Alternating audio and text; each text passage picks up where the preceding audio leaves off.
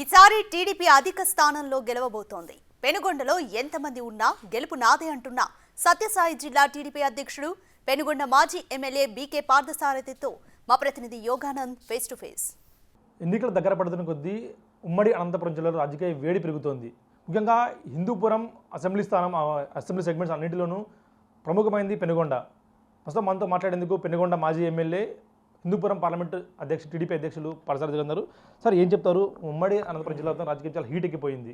అన్ని రకాల వ్యక్తులు ప్రజలను కలిసేందుకు బారులు తీరుతున్నారు. ముఖ్యంగా వైసీపీలో మార్పులు చేర్పుల అంశం అనేక సార్లు తెరపైకి వచ్చింది. మరొకసారి కూడా ఇప్పుడే పెనుగొండ మీ స్థానాన్ని కూడా వేరే వాళ్ళు కేటాయించారు. శంకర్నారాయణ తీసేసి వేరే అభ్యర్థి కేటాయించారు. ఇవన్నీ ఎలా చేస్తారు? ఈరోజు వైఎస్ఆర్ పార్టీ ఈ 5 సంవత్సరాల కాలంలో పరిపాలన విఫలమైపోయింది. ప్రజలకు చేరువుగా ప్రభుత్వం రాలేదు. అదేవిధంగా మాటలకు మాత్రమే పరిమితమైనటువంటి ప్రభుత్వం వైఎస్ఆర్ పార్టీ ప్రభుత్వం, జగన్మోహన్ రెడ్డి ప్రభుత్వం. ముఖ్యంగా పెనుగొండ ప్రాంతానికి అభివృద్ధి చేసిందంటే తెలుగుదేశం పార్టీ, చంద్రబాబు నాయుడు గారు. చంద్రబాబు నాయుడు గారు 2014 ఎన్నికల్లో అధికారంలోకి వచ్చిన తర్వాతనే హంద్రీనీవా పూర్తి చేసి గొల్లపల్లి రిజర్వాయర్ని పూర్తి చేశాం. అలాగే కియా పరిశ్రమ తీసుకురావడం జరిగింది. కియా పరిశ్రమ ద్వారా దాదాపు 13,000 కోట్ల రూపాయలు వెచ్చించితే డైరెక్ట్గా ఇండైరెక్ట్గా ఒక 50,000 ఉద్యోగాలు వచ్చాయి. ఈరోజు పెనుగొండ ప్రాంతం అంతా కూడా అన్ని రకాల ఆర్థికంగా ముందు వెళ్ళేదానికి అవకాశం వచ్చింది. ఈరోజు పిల్లల ఉద్యోగాలే కాదు, పట్టణం కూడా ఈరోజు శరవేగంగా అభివృద్ధి చెందింది. అదేవిధంగా ఉద్యోగస్తుల వల్ల అక్కడ రెంట్స్ హౌసెస్ కూడా ఇవ్వడం ద్వారా కూడా అక్కడ ఆర్థిక పరిపుష్టి కొనసాగుతూ ఉంది. అలాగే 1,02,00,000 రూపాయలు ఉండేటువంటి భూముల ధరలు ఈరోజు కోట్లకి ఎగబాకినాయంటే దానికి చంద్రబాబు నాయుడుకు ముఖ్య కారణం. ఈరోజు గొల్లపల్లి రిజర్వాయర్ వస్తే ఆ రిజర్వాయర్ ద్వారా ఈరోజు పెనుగొండ నియోజకవర్గంలోని దాదాపుగా 4 మండలాలు, పెనుగొండ అయితేనేమి, రొద్దం అయితేనేమి, సోమందేపల్లి అయితేనేమి, పరిగి, ఈ ప్రాంతాలన్నిటికి కూడా హంద్రీనీవా ద్వారా నీళ్ళన్నీ కూడా నింపడం జరిగింది. అదేదో మా కీర్తి ఏదో రాజశేఖర రెడ్డి ఇచ్చాడంటే అది శుద్ధ తప్పు. 2014 ఎన్నికలు అయిన తర్వాత గొల్లపల్లి రిజర్వాయర్ని 98% పూర్తి చేశాం. ఆ పూర్తి చేశాం కాబట్టి నీళ్ళు వచ్చాయి కాబట్టి కియా పరిశ్రమ వచ్చింది తప్ప వైఎస్ఆర్ పార్టీ చేసినటువంటి ఏది కూడా అక్కడ లేదు. ఆనవాళ్ళు కూడా ఎక్కడ లేవు. అదేవిధంగా ఈరోజు నాసన్ వచ్చింది, డిఫెన్స్ వచ్చింది, ఎయిర్ బస్ పోయింది వీళ్ళు పుణ్యాన, జగన్మోహన్ రెడ్డి పుణ్యాన. వీరా బస్ అనేది శంకుస్థాపన మాత్రమే జరిగింది. అది కూడా అక్కడ తరలి వెళ్ళిపోయింది ఇతర ప్రాంతాలకి. అనుబంధ పరిశ్రమలు కూడా చంద్రబాబు నాయుడు గారు ముఖ్యమంత్రిగా 2019లో ఎన్నిక అయి ఉంటే 14 అనుబంధ సంస్థలు కనుక వచ్చుంటే ఇంకొక 50,000 ఉద్యోగాలు వచ్చేది. అదేవిధంగా ఇంకా పెనుగొండ ప్రాంతం ఇంకా అభివృద్ధి శరవేగంగా జరిగే అవకాశం ఉండేది. కానీ మొన్న జరిగినటువంటి 2019 ఎన్నికల్లో జరిగినటువంటి సందర్భంలో శంకరనారాయణ గారు ధర్మారం నుండి పెనుగొండకు రావడం, ఏదో ఒక్కసారి అవకాశం ఈయన అడగడం, అదేవిధంగా ప్రజలంతా కూడా ఏదో ఒక అవకాశం ఇద్దాంలే, ఒక యువకుడు కదా బాగా పాలన తీసుకొస్తాడు అనుకుంటే ఆ యువకుడు వచ్చి రాష్ట్రాన్ని అధ్వానం చేశాడు. అదేవిధంగా శంకరనారాయణకి క్యాబినెట్లో స్థానం ఇచ్చారు. కానీ ఒరిగిపెట్టింది ఏం లేదు. సోషల్ వెల్ఫేర్ మినిస్టర్గా ఇస్తే అదే శాఖకు సంబంధించినటువంటి రెసిడెన్షియల్ స్కూల్ గతంలో నేను 2014 ఎన్నికైన తర్వాత బీసీ రెసిడెన్షియల్ స్కూల్ పెనుగొండకు తీసుకొచ్చా, రొద్దానికి తీసుకొని వచ్చా. ఎస్సీ రెసిడెన్షియల్ సోమందేపల్లికి తీసుకొని వచ్చా. అయితే రొద్దంలో బీసీ రెసిడెన్షియల్ స్కూల్ ఓపెన్ అయిపోయింది. కానీ భవనాలకి నిధులు తీసుకొని వస్తే ఆ డబ్బులు ఎక్కడ పోయినా తెలియదు. అట్లనే సోమందేపల్లికి తీసుకొచ్చినటువంటి ఎస్సీ రెసిడెన్షియల్ స్కూల్ కూడా ఎక్కడుందో తెలియదు. నేను దాదాపు 13 ఎకరాలు కూడా భూములు కూడా ఆ రోజు సేకరించాం. కానీ అవన్నీ కూడా ఎన్నికి వెళ్ళిపోవడం జరిగింది. అదేవిధంగా ఏ ఒక్కటి కూడా అభివృద్ధి జరగలేదు. శంకరనారాయణ హయాంలో ఏ మాత్రము పెనుగొండ నియోజకవర్గంలో అభివృద్ధి జరగలేదు. మేము ఆ రోజు వేసినటువంటి సిమెంట్ రోడ్లే, అదేవిధంగా నీళ్లు తీసుకొని వచ్చాం. పెనుగొండ పట్టణానికి ఆ రోజు 5 కోట్ల రూపాయలతో తాగే నీళ్ళు తీసుకొని వచ్చాం. ఆర్టీసీ బస్ డిపో తెచ్చాం. అదేవిధంగా లక్ష్మీనరసింహస్వామి ఆలయానికి కొండ మీదకి 14 కోట్ల రూపాయలతో తార్ రోడ్లు కూడా వేయించాం. అదేవిధంగా మొత్తం అన్ని కార్యక్రమాలు పెనుగొండలు ఇవన్నీ జరిగాయంటే సిమెంట్ రోడ్లు కూడా 5 కోట్ల రూపాయలతో సిమెంట్ రోడ్లు వేసాం. అంటే తెలుగుదేశం ప్రభుత్వంలో 2014లో నేను శాసనసభ్యుడిగా ఉన్నటువంటి సందర్భంలోనే ఆ కార్యక్రమాలు జరిగాయి. కానీ తర్వాత ఏ ఒక్కటి కూడా ఈరోజు జరగలేదు. అదేవిధంగా మాకి ఒక కళ ఏమి, మా ప్రాంతంలో కూడా ఒక నరసింహస్వామి ఆలయం కట్టాలి పెనుగొండలో అనేది కళ. ఆ రోజుల్లో మా కృషితోనే రోడ్లు అన్నీ చేసాం. అప్పుడు కరెంటు పోలు దూలాం, లైటింగ్ ఇద్దాం, అదేవిధంగా పైప్ లైన్ నీళ్ళ కోసం పైప్ లైన్లు అన్నీ శాంక్షన్ చేసాం. కానీ ఆ పైపులు ఎక్కడ ఉన్నాయో, ఆ కరెంటు వేసేదానికి స్తంభాలు ఎక్కడ ఉన్నాయో అన్నీ కూడా ఎవరు తీసుకుపోయినారో అర్థం కావడం లేదు. అట్లనే 2014 నుండి 2019 వరకు కూడా శ్రీకృష్ణదేవరాయల యొక్క విడిది capital city, second capital city Penukonda. కృష్ణదేవరాయల ఉత్సవాలన్నీ కూడా మేము ఘనంగా నిర్వహించాం. కానీ ఈ 5 సంవత్సరాలు ఒక్కసారి కూడా అక్కడ కృష్ణదేవరాయల యొక్క ఉత్సవాలు ఏం జరగలేదు. ఆర్చి కట్టింది మేమే, అదేవిధంగా పెనుగొండ ప్రాంతంలో తార్ రోడ్లు వేసింది మేమే, సిమెంట్ రోడ్లు వేసింది మేమే, పరిశ్రమలు తీసుకొని వచ్చింది మేమే. కానీ ఈ జగన్మోహన్ రెడ్డి శంకరనారాయణ ఒరిగింది ఏం లేదు, చేసింది ఏం లేదు. ఇప్పుడు ఏదో వాళ్ళకి ట్రాన్స్ఫర్స్ పెట్టేశారు. ఏదో పనికిమాలోడు ఈ శంకరనారాయణ వేస్టు, అవినీతిపరుడు, ఇతను ఇక్కడుంటే ఓడిపోతాడనే భయంతో తీసుకొచ్చి అనంతపురం పార్లమెంట్కి వేశారు. అదేవిధంగా కళ్యాణ దుర్గంలో చెత్త, ఈ ఉషశ్రీ చెత్త, ఈ చెత్త వల్ల అక్కడ భ్రష్టు పట్టిపోయింది పార్టీ. కాబట్టి ఈ భ్రష్టు పట్టిపోయినటువంటి ఈ చెత్తను తీసుకొచ్చి పెనుగొండకేస్తాం, అదేదో చెత్త వేస్తేనే బంగారం అవుతుందని ఆలోచన చేస్తాను. చెత్త బంగారం కాదు, ఎప్పుడు చెత్త చెత్తే. ఆ విధంగా తీసుకొని వచ్చారు. ఉషాచరణ్ అక్కడ కళ్యాణదుర్గంలో ఆమెను మారుస్తున్నారంటే పండగ చేసుకున్నారు అక్కడ. కానీ అదే పెనుగొండకు వస్తే అక్కడ కూడా ఆమెకి అందరూ కూడా ఎదురు తిరిగారు. ఏందిరా ఇట్లాంటి వ్యక్తి మాకు కావాలా, ఆ చెత్త పోయింది, ఈ చెత్త ఉంది, ఆ చెత్త పోయి ఈ చెత్త మా పెనుగొండకు వస్తామంటే నిశ్చేష్లు అయినారు. అంతా కూడా ప్రజలంతా కూడా డిస్కస్ చేస్తూ ఉన్నారు. అక్కడ కొల్లగొట్టినటువంటి సొమ్ములు అయితేనేమి, దుర్వినియోగం చేసినటువంటి ఇసుక అయితేనేమి అన్నీ కూడా కొల్లగొట్టింది. పెనుగొండ కూడా 50 కిలోమీటర్లు నదీ పరివాహక ప్రాంతం ఉంది. కాబట్టి ఇక్కడ కూడా దోసేదానికి వచ్చిందని భయాందోళనకు గురవుతున్నటువంటి పరిస్థితి పెనుగొండలో ఉంది.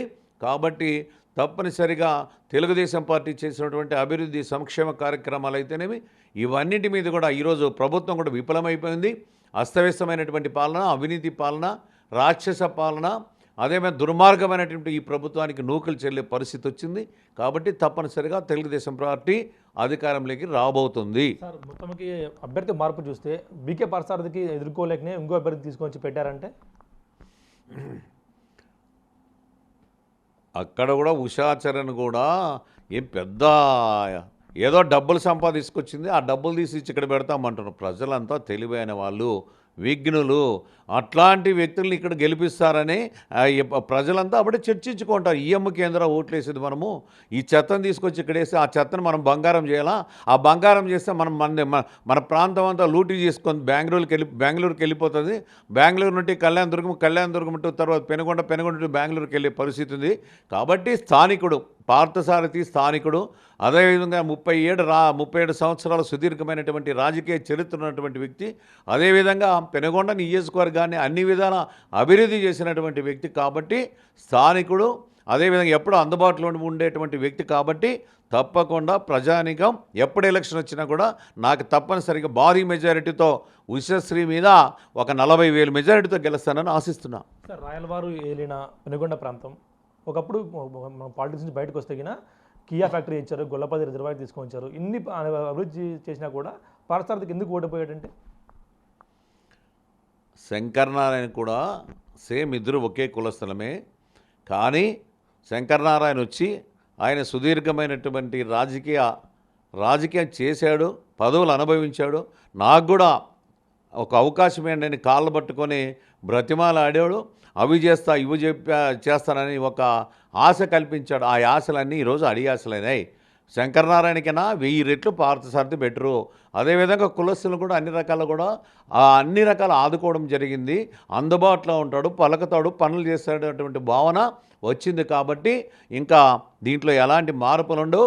ఈసారి చిత్తుగా ముఖ్యంగా విశ్వశ్రీని ఓడిస్తారని భావిస్తున్నాం. మొత్తం శంకరనారాయణ మార్పు చూసుకుంటే అనేక మంది గ్రూప్ రాజకీయాల్లో అక్కడ ఉగ్రవర్ణాల చేతిలో ఒకసారి చెప్పు దెబ్బలు కూడా తిన్న పరిస్థితి. అందుకోసమే గ్రూప్ రాజకీయాలు తట్టుకోలేక పార్థసారథి ఎదుర్కొనే శక్తి లేదు, శక్తి లేకనే శంకరనారాయణ స్థానం మార్చారా? ఇప్పుడు మేము 37 ఏళ్ళు మేము ఒక పార్టీలో ఉండు ఒక లైను నడిచాం. అందరితోనూ సమన్వయం చేసుకొని ఆ విధంగా కార్యకర్తల నాయకులను సమన్వయం చేసుకొని మేము ఆ రోజు పాలన సాగించాం. శంకరనారాయణ వస్తేనే ఎవరైతే ఆయన కోసం పనిచేశారో వాళ్ళకి జైలుకి పంపించాడు. అదేవిధంగా వాళ్ళ కార్యకర్తలతో లూటీ చేశాడు, వాళ్ళ కార్యకర్తలకి ఇబ్బంది పెట్టాడు. కాబట్టి ఆ పరిస్థితి వచ్చింది. అట్లనే వస్తేనే శరవేగంగా దోచేసుకున్నాడు. ప్రజల్లో అది వ్యతిరేకత వచ్చింది. కాబట్టి ఈయన్ని సాగనంపాలనే ఉద్దేశంతో సాగనంపారు. అదే పరిస్థితి రేపు ఉషాచరణ్ కూడా వస్తుంది. కారణం ఏమంటే కళ్యాణదుర్గంలో జరిగినటువంటి సంఘటనలు అన్నీ కూడా ఈరోజు పెనుగొండ పరిస్థితులు పెనుగొండ ప్రజానీకమంతా కూడా ఆ ప్రాంతంలో ఉండే వాళ్ళతో కూడా మాట్లాడుతూ ఉన్నారు. కాబట్టి ఈమె కూడా చుక్కలు చూపిస్తాం. దాంట్లో నీకు డౌట్లా. ఎలక్షన్ ప్రారంభమవుతుంది. ప్రారంభమైతేనే ప్రజలకి వెళుతాం. ఇప్పుడు నేను దాదాపుగా ఏ ఊరికి వెళ్ళినా 4-5 పనులు అనేవి అక్కడ అగిపిస్తాయి. స్టోన్లు ఉంటాయి, ఫౌండేషన్ స్టోన్స్ ఉంటాయి. కాబట్టి మేము తలెత్తుకొని పోతాం గ్రామాల్లోకి. ఇవన్నీ మేము చేసాం. ఈ ప్రభుత్వం వైఎస్ఆర్ పార్టీ వచ్చిన తర్వాత ఏం చేసింది? కాబట్టి ఇప్పటికైనా కళ్ళు తెరవండి. ప్రజానికి పనిచేసే వాళ్ళు కోట్లేస్తే ఇంకా అభివృద్ధి చెందుతుందని చెప్పుకునేదానికి ఒక అవకాశం మాకు. సార్, ఒక బీసీ నాయకుడిగా చెప్పండి. ఈ హిందూపురంగా అనంతపురం జిల్లాలో పార్లమెంటు బీసీలు చాలా అధిక జనాభా ఉంటారు. కానీ 2 పార్టీల్లో కూడా బీసీలకి తక్కువ స్థానాలు ఇచ్చారు అంటూ కూడా బయట ప్రచారం జరుగుతుంది. మార్చిన స్థానాలన్నీ కూడా బీసీలు మారుస్తున్నారు, అగ్రవర్ణాలు మార్చట్లేదు, పెద్ద సామాజిక వర్గాలు మార్చట్లేదు అన్న ఒక అపవాదం కూడా ఉంది. ముఖ్యంగా టీడీపీలో బీసీల పరిస్థితి ఏమిటంటే, తెలుగుదేశం పార్టీ వచ్చిన తర్వాతనే బీసీలకి ఒక ప్రాధాన్యత కల్పించడం జరిగింది. ఉదాహరణ తీసుకున్నట్టయితే ఆ రోజుల్లో జిల్లా పరిషత్ స్థానంలో చిత్రపటం కూడా ఉండేది కదా జెడ్పీ హాల్లో. కానీ తెలుగుదేశం వచ్చిన తర్వాత నందమూరి తారక రామారావు గారు వచ్చిన తర్వాత ఒక బీసీ కులానికి చెందినటువంటి వ్యక్తి, బోయ కులానికి చెందినటువంటి వ్యక్తి లింగరాజుకి ఫస్ట్ జిల్లా పరిషత్ చైర్మన్ ఇచ్చారు. తర్వాత క్రమంలో నాకు కూడా వచ్చింది. అదేవిధంగా సూర్యనారాయణ, చమన్ సాబు, నాగరాజు, తిప్పేస్వామి ఇట్లా వాళ్ళంతా కూడా బీసీలంతా కూడా వచ్చారంటే దానికి తెలుగుదేశం పార్టీ. అదేవిధంగా ఎప్పుడు కూడా పార్లమెంట్ స్థానాలు ఓసీలు కేటాయించేవాళ్ళు అనంతపురం జిల్లాలో. కానీ చంద్రబాబు నాయుడు గారు వచ్చిన తర్వాత 99లో కాలు శ్రీనివాస్ గారికి నాకు కూడా ఆ రోజు ఎంపీ స్థానాలు కూడా ఇచ్చారు. తప్పకుండా తెలుగుదేశం పార్టీ బీసీలని గౌరవిస్తుంది. మీరు అన్నట్టుగా ఇక్కడ సీట్లే కేటాయించలే, తెలుగుదేశం కేటాయించలా. అదేవిధంగా ముఖ్యంగా జగన్మోహన్ రెడ్డి కొన్ని కేటాయించాడు. కానీ కేటాయించిన తర్వాత మాట్లాడితే సరిపోతుంది తప్ప ఇప్పుడే మీరు కేటాయించలేదు అని చెప్పడం భావ్యంగా లేదు. కాబట్టి రేపు ఎప్పుడు ఎన్నికల సీట్లు ప్రకటించినా ఆ సీట్లు తెలుగుదేశం తప్పకుండా మంచి ఎక్కువ సీట్లు తెలుగుదేశం ఇస్తుందని భావిస్తున్నాం. దాంట్లో అనుమానం అక్కర్లేదు మీకు. సార్, మీ సామాజిక వర్గ ఉత్సవాల్లో ఒకసారి మీకు ఏదో గోరంట మనకు ఇష్యూ అయిందని బయట సోషల్ మీడియా భారీగా ప్రచారం అయింది. సార్, ఏంటి సార్ కథ? దాంట్లో ఆ రోజు గుడికట్ల సంబరాల్లో వేదిక మీద భారీగా జనం వచ్చిన సందర్భంలో మా వీరాభిమాని ఒక అతను సురేష్ అనేటువంటి వ్యక్తి, బీచ్గానిపల్లి సురేష్, నాకు ఒక మెగా గార్లాండ్ వేయడం జరుగుతూ ఉంది. ఆ సందర్భంలో ఆ గార్లాండ్లోకి నేను దూరాలని మాధవ్ అప్పుడు రావడం జరిగింది ఎంపీ. అతను భ్రష్టు పట్టిపోయాడు. ఆ గార్లాండ్లోకి అతను కూడా వస్తే నేను భ్రష్టు పట్టిపోతాననే ఉద్దేశంతోనే ఆ గార్లాండ్కి నేను రానిలేదు. అది వాస్తవం. అంతే సంఘటన. ఇంకేముంది? నాకే ఆయనకేమి. ఆయన పార్టీ ఆయనది, నా పార్టీ నాది, అంతే. మొత్తంగా టీడీపీ జనసేన పరిస్థితి ఉమ్మడి అనంతపురంలో కానీ ఓవరాల్గా ఏపీలో ఎలా ఉందని చెప్తే? తప్పకుండా 2 పార్టీల కలయిక ఒక శుభ పరిణామం. తెలుగుదేశము జనసేన తప్పకుండా రేపు ఆంధ్రప్రదేశ్లో ప్రభుత్వాన్ని ఏర్పాటు చేస్తుంది. ప్రజలకు ఏవైతే వాగ్దానాలు ఇచ్చామో, అదేవిధంగా సూపర్ 6 అంశాలను ఏవైతే చెప్పామో అవన్నిటినీ కూడా మేనిఫెస్టోలో పెట్టి తెలుగుదేశం జనసేన ప్రభుత్వం వచ్చిన తర్వాత తూచా తప్పకుండా ఇవన్నీ కూడా అమలు చేయడం జరుగుతుంది. అష్యూరెన్స్కి ఒక భద్రత తెలుగుదేశం జనసేన ప్రజలకు ఇవ్వడం జరుగుతుంది. దాంట్లో అనుమానాలు ఎవరికి అక్కర్లేదు. ఈసారి ఎన్నికల్లో టీడీపీ గెలిస్తే కినా బీసీ కోటాలో పాలసారథి మంత్రిగా చూడొచ్చా? అది మా నాయకుడికి వదిలేస్తాం. మా నాయకుడు క్యాబినెట్ ఆయన డిసిషన్, ముఖ్యమంత్రి ఎవరైతారో వాళ్ళ చేతిలో ఉంటుంది. మా నాయకుడు చంద్రబాబు నాయుడు గారు అన్నీ ఆలోచించే ఒక మంచి నిర్ణయం తీసుకోవడానికి భావిస్తున్నాను. మొత్తంగా పెనుగొండ ఈసారి ఎంతగా మెజారిటీ మీరు గెలిచే అవకాశం ఉంది? ముఖ్యంగా ఉషాచరణ్ మేళ వేరే అభ్యర్థి ఎవరిచ్చినా కొండిచ్చినా గెలుస్తా. దాంట్లో ఎవరికి అనుమానం ఎక్కర్లా. 30 నుండి 40 వేలు గ్యారెంటీ ఇస్తాను, రాసి పెట్టుకోండి. మీరు చేసిన అభివృద్ధి కనిపిస్తుంది సార్. డెఫినెట్గా ప్రజలందరికీ తెలుసు. ఇప్పుడు కొండ మీద రోడ్డు కానీ, తాగే నీళ్లు కానీ, బస్ డిపో కానీ, గొల్లపల్లి రిజర్వాయర్ కానీ, కియా పరిశ్రమ కానీ, కాన్స్టిట్యూన్సీల డెవలప్మెంట్ ఎక్కడ చూసినా కమ్యూనిటీ హాల్స్ కానీ, కళ్యాణ మంటపాలు కానీ, రోడ్లు కానీ, స్కూల్ భవనాలు కానీ, కాంపౌండ్ వాల్స్ కానీ, ఎవ్రీథింగ్ నేను చేసిందే తప్ప శంకరనారాయణ చేసింది శూన్యం. ఏం చెప్తారు సార్ రాజకీయం గురించి? ఈ బీజేపీ పొత్తు ఉంటుంది అంటూ కూడా బయట వార్తలు వస్తున్నాయి. బీజేపీ పొత్తు ఉంటే హిందూపురం పార్లమెంట్ని ఈసారి బీజేపీ అభ్యర్థికి కేటాయించే అవకాశం ఉందంటూ కూడా బయట వార్తలు వస్తూ ఉన్నాయి. ప్రచారం జరుగుతుంది. మా అధినాయకుడు చంద్రబాబు నాయుడు గారు ఢిల్లీకి వెళ్ళారు నిన్న. అక్కడ అమిత్ షాను, నడ్డా గారిని కలవడం జరిగింది. అక్కడ చర్చల తర్వాత ఈరోజు కానీ రేపు కానీ మా నాయకుడు వచ్చిన తర్వాత అగ్రనాయకులతో కూడా చర్చించి ఆ నిర్ణయాలు తీసుకుంటారు. భవిష్యత్తులో ఆయన ఏం నిర్ణయం తీసుకుంటే దానికి తెలుగుదేశం పార్టీ ఒక నాయకులుగా, కార్యకర్తలుగా కట్టుబడి ఉంటాం. ఉమ్మడి అనంతపురం జిల్లా నాయకులుగా మీరు మేము కూడా కట్టుబడి ఉంటాం. దాంట్లో ఎవరికి అనుమానం అక్కర్లేదు. బీజేపీకి ఇచ్చినా కూడా మా నాయకుడు ఏం డిసిషన్ తీసుకున్నా ఆయన వెంట మేము నడుస్తాం. ఖచ్చితంగా. సరిగా మా నాయకుడు ఏం నిర్ణయం తీసుకున్నా ఖచ్చితంగా నడుస్తాం. ఈసారి పెనుగొండలో భారీ ఎత్తున టీడీపీ జెండాని ఎగరేస్తాం. దాదాపు 30,000 నుంచి 40,000 మెజార్టీతో ఉత్సాహశ్రీచారంగా అభ్యర్థి ఎవరైనా సరే మాకు అభ్యర్థి ప్రామాణికం కాదు, వైసీపీ ఈసారి తరిమి కొడతాం, రాష్ట్రంలో ఇక్కడ ఉమ్మడి అనంతపురం జిల్లాలో లేకుండా చేస్తామంటూ కూడా బీసీలకు మాకు ఖచ్చితంగా టీడీపీ అధినేత చంద్రబాబు నాయుడు అత్యధిక ప్రాధాన్యం ఇస్తున్నారు. టీడీపీ బీసీల పార్టీ అంటూ కూడా పాసార్ చెప్తున్నారు. Video Prasad big TV Anantapuram నుంచి.